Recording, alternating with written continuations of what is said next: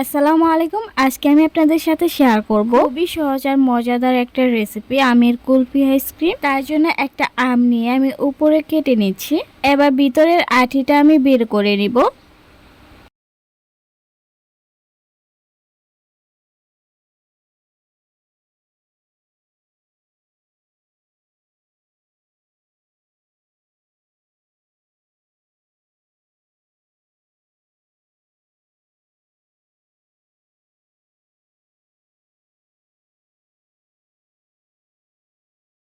ভিতরের আটিটা আমি ঠিক এইভাবে বের করে নিচ্ছি। আমি এখানে 3টা আমের কুলফি আইসক্রিম বানাবো।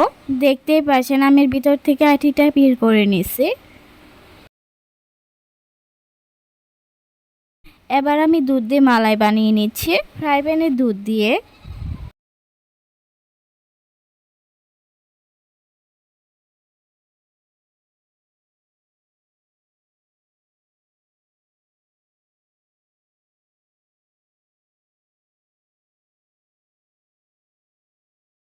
দিয়ে দিচ্ছি হাফ কাপের মতো চিনি।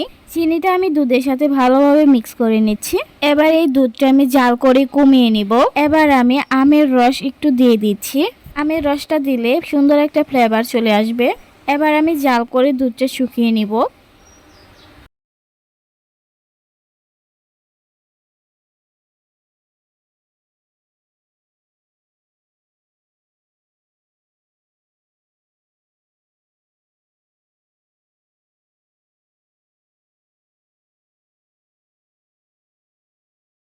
দেখতেই পাচ্ছেন দুধের মালাইটা কিন্তু আমার রেডি হয়ে গেছে।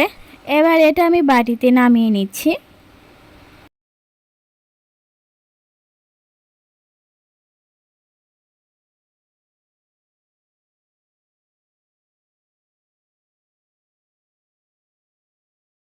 আমি একটা একটা করে আমের ভিতরে দুধের মালাই দিয়ে দিচ্ছি।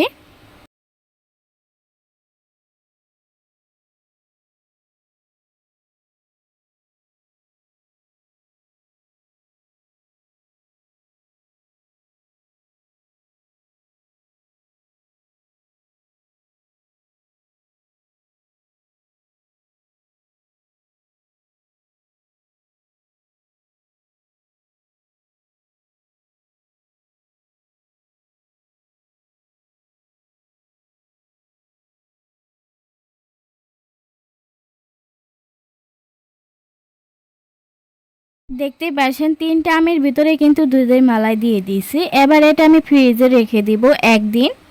একদিন পরে দেখতেই পাচ্ছেন আমার আমের কুলফি আইসক্রিম কিন্তু রেডি হয়ে গেছে। এবার একটা পটেটো পিলার দিয়ে উপরের ছোলাগুলো ছুলিয়ে নিচ্ছি।